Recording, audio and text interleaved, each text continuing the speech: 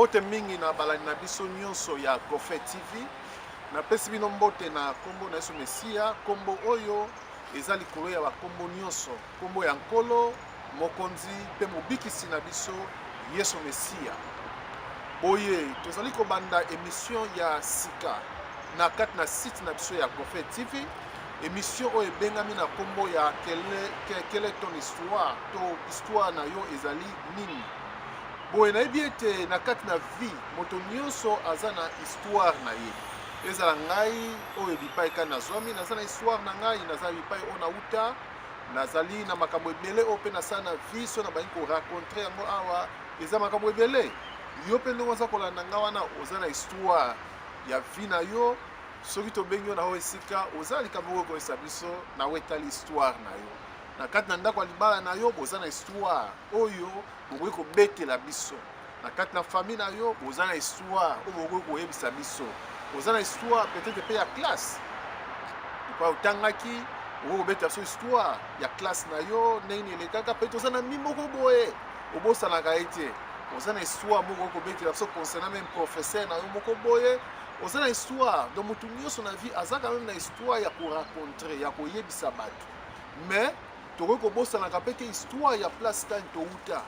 Yango moni na likolo po ete bandima réellement soki oza moto ya mboka wana po na babikolo oyo eza respecté bakolinga bayeba mama na yo eza nani, tata na yo aza nani, koko na yo nani, mboka na bino eza nini. Donc eza quand même histoire bazonga bayeba histoire na yo outa wapi. Mais yango wana mpe eza très important epai na biso bachrétien.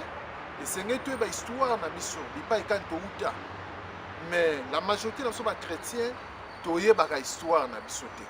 C'est pour cette raison que mona na kata ba chrétien basalaka ba débat, mais ba débat basalaka ezaka na fondement te. Mais soko keye pa na bato mosusu ba yebi histoire na ba malgré tout ça ki basala fausse doctrine, mais tango okosala na débat so mona ça quand même ko raconter histoire ya doctrine na bango, histoire ya religion na bango. Mais biso ba chrétien quelque part toza na négligence makasi na côté etali histoire ya christianité. Alors nalingi na kati émission na biso, émission ezali mituna pe biyano. Nga na koya na mituna, na koya pe na biyano. Yo pe o sa kolanda ngai soko za na mituna kotuna, tuna okomona email na biso eza wana, numéro na biso ya téléphone eza wana, tuna motuna nyonso o zali na yango. Tant tokoya na émission mosusu tokoya na yano. Mituna na yo ekosunga biso, ekosunga pe bandeko ebele o baza kolanda. Po ete okoki kotuna non seulement mpona yo mais mpona bamosusu mpe bazwa compréhension ya malamu ya likambo bazokanisa. To peut-être bayebaki te eza malamu mingi toza vraiment na besoin ya mituna na yo po ete esunga na biso na bandeko nyonso baza kolanda biso. Nde na kati na émission na biso histoire oyo tolingi tobeta eza histoire oyo eleki na histoire nyonso. Okoki kobeta histoire ya famille na yo, okoki kobeta histoire ya vie na yo, mais histoire oyo eza histoire oyo eleki ba histoire nyonso na kati na monde tozali kovivre. Eza histoire ya Bible. Yango nde histoire oyo tolingi topartage elongo na yo. Boye histoire oyo eza histoire ya mwasi na mobali.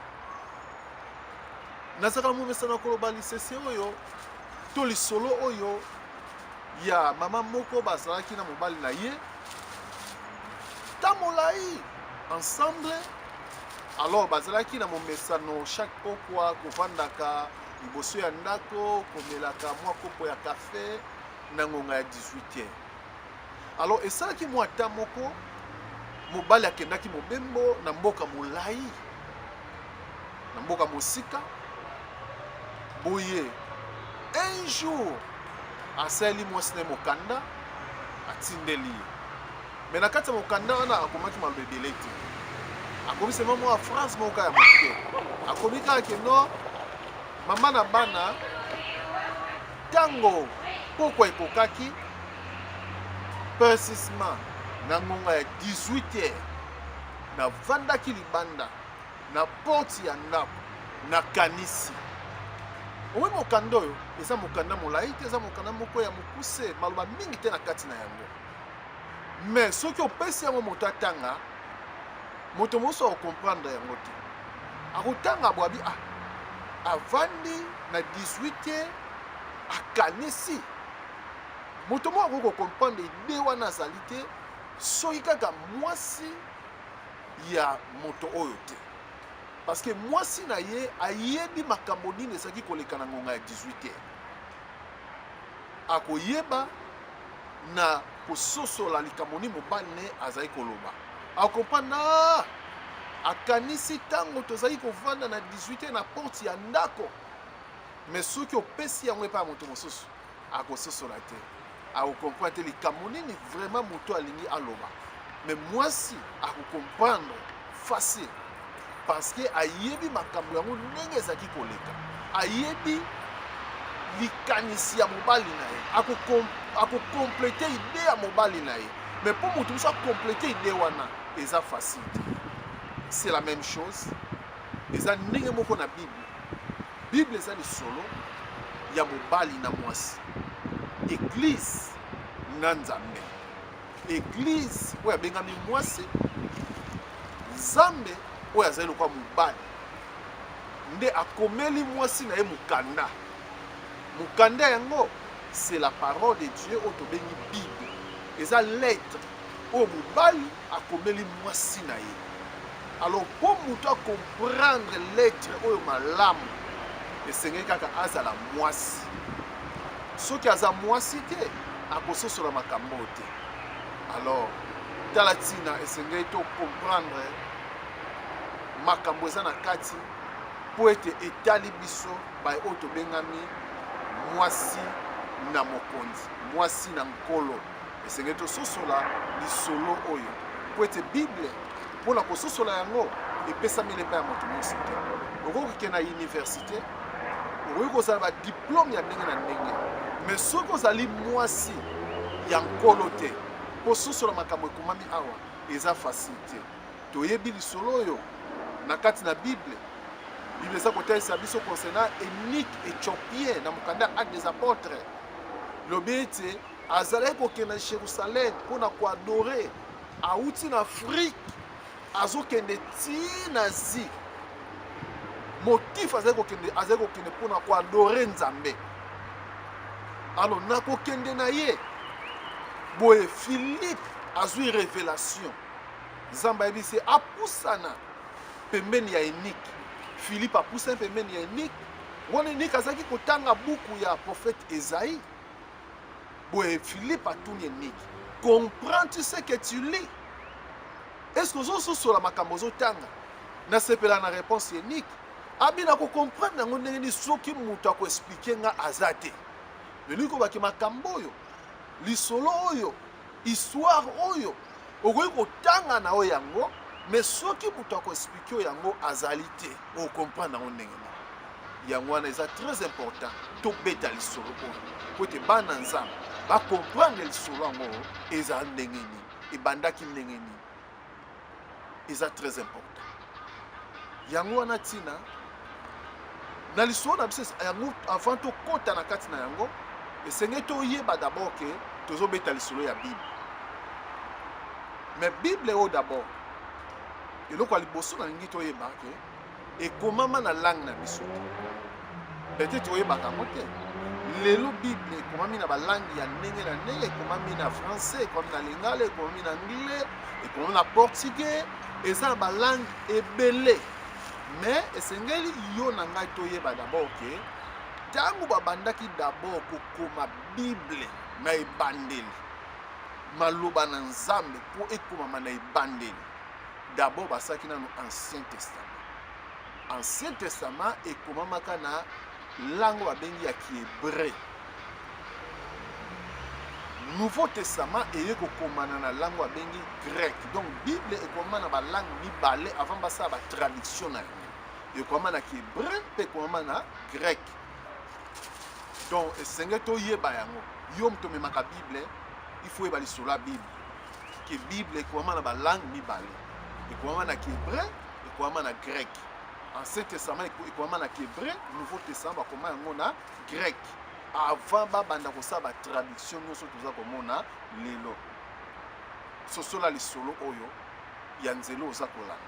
Obengami chrétien, lingo oyeba lisolo oyo ebandaki ndenge. Eloko mosusu na ngai nayebisa yo, omemaka Bible peut-être oyebi lisolo yango te. Bible eza na deux parties. Eza na partie abengi Ancien Testament, eza na partie abengi Nouveau Testament. Bible eza na 66 livres. Na kati ya 66 livres wana ezali na partie ya monene na kati ya 66 livres eza Ancien Testament ou eza na 39 livres. Et partie mosusu eza Nouveau Testament eza na 27 livres. Nde sali 66 livres. Bible omemaka eza na 66 livres. Alors sengeli oyeba yango peke Bible oyo ekomamaka na bato oyo babotamaki na nzela na mwasi mpe na mobali lokola yo mpe na ngai. Mais seulement différence ezali parce que bango bazalaki inspiré pa ya Nzambe mpo bakoma yango. Donc yo mpe Nzambe akoki mpe kosalela yo ndenge asalelaki bango.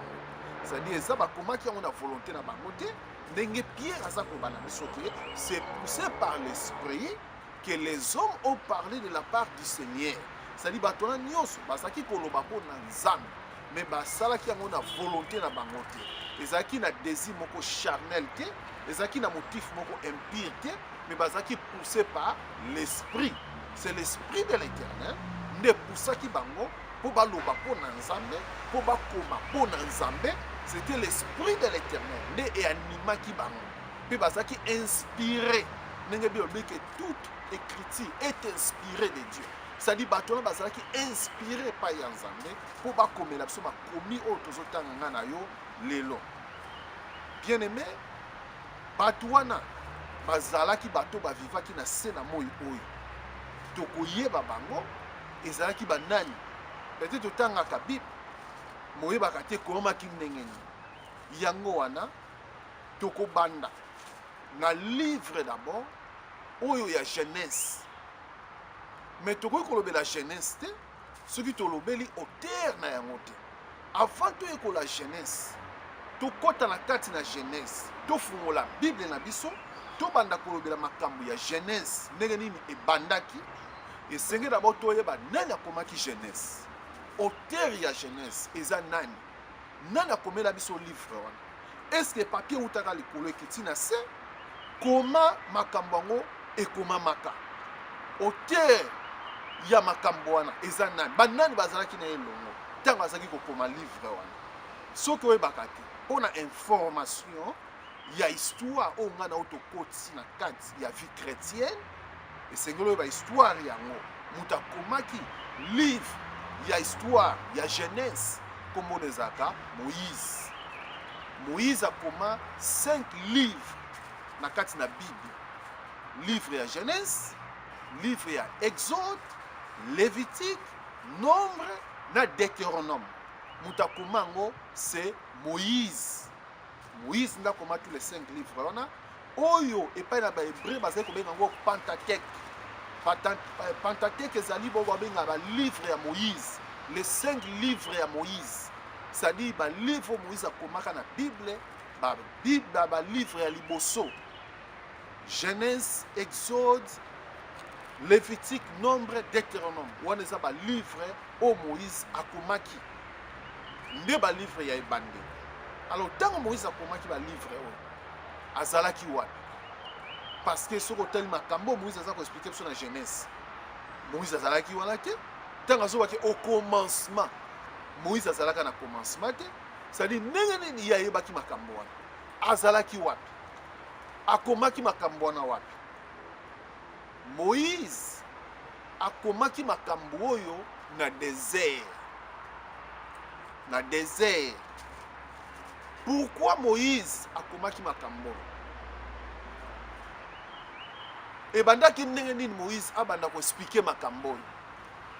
ebandaki ndenge nini Moïse abanda prédication oyo ya ebandela abanda koteya bana Israël na désert aexplike bango makambo yango ndenge ezalaki mpo na nini Moïse abandaki koteya bango makambo wana ebandaki ndenge nini mpo Moïse abanda koteya bango makambo wana makambo oyo ebandaki na désert par rapport ya makambo oyo bana Israël bakutanaki nango na nzela.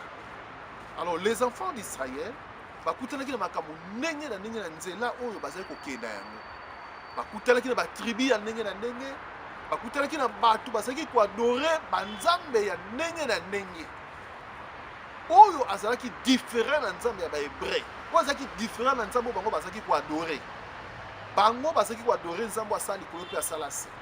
Alors na nzela bakute na bato baza koadore nzete bakute na bato baza koadore libwele bakute na bato baza koadore mai bakute na bato baza koadore moi bakute na bato baza koadore sanza sadi ezalaki siko confusion na kati na bango siko bazolinga siko bayeba nzambe ya solo ezali nani nzambe ya solo aza nani nzambe ya solo azali wapi en réalité est-ce que ezali nzete nde nzambe ya solo est-ce que ezali mai siko etiaki discussion na kati ya bana Israël bazaki siko na kati ya confusion par rapport ya makambo oyo bakomi komona na nzela bakomi kokutana bikolo ya ndenge na ndenge bakomi komona basorti ya badoration ya ndenge na ndenge nde Moïse aye siko kointervenir kotalisa bango ke biloko nyonso bozomona wana au commencement ezalaki te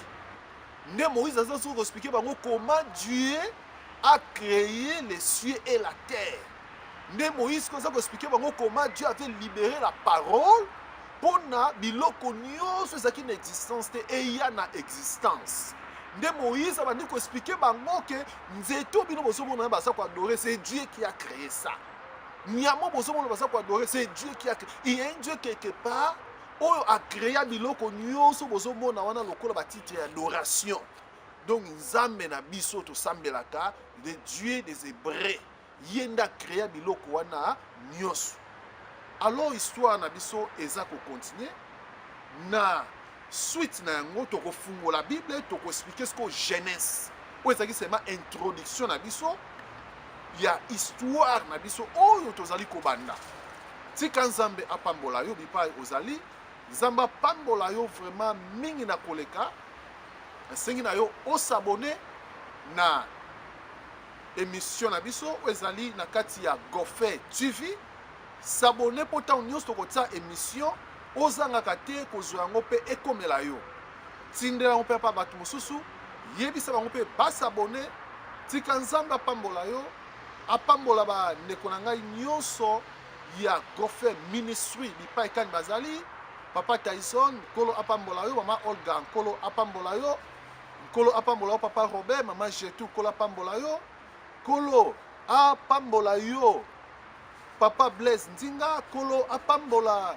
ba ndeko nyonso bana ya Gofé na bosani te Fadi elongo na Iben nzambe apambola yo nzambe apambola pe bana biso ya new generation nzambe apambola yo mama Eliane nzambe apambola yo mama ya bamama nyonso mama Janine nzambe apambola yo elongo na bana nzambe apambola libota mobimba nzambe apambola bandeko nyonso oyo baza kolanda nga na kati na mboka mwanda po ezesika na sali nzambe mingi bandeko nyonso ya cité Bethel nzambe apambola bino bandeko ya Philadelphie nzambe apambola bino libota na nzambe bipai kani boza na Kinshasa nzambe apambola bino nzambe apambola bandeko nyonso bipai kani oyo boza kolanda biso nzambe ayeba na kopambola bino na koleka nzambe amona bino nzambe apambola bandeko nyonso ya cité Bethel ya mwanda nzambe apambola bana nyonso ya mwanda oyo baza kolanda nga na moma oyo nzambe ayeba na kopambola bino mingi nzambe apambola mpe bana nyonso ya nzambe oyo bazomi na Kinshasa baza kolanda ngai ya liziba na bomoi bipai na bipai nzambe ayeba na kopambola bino na pesi mpe mbote mingi epai ya papa na biso Sonika Futa Rockman na bosani te apôtre yoko bipai kano oza na France kolo apambola yo mingi nzambe apambola bandeko nyonso apôtre Josaphat Papi Otoko Nzambe apambola yo mingi boza ebele Nzambe apambola bino bipai bozali na bosani te cameraman na biso papa Oshwe Nzambe apambola yo mingi na mosala oza kosala tika mbula mapamboli enoka likolo na yo. À bientôt.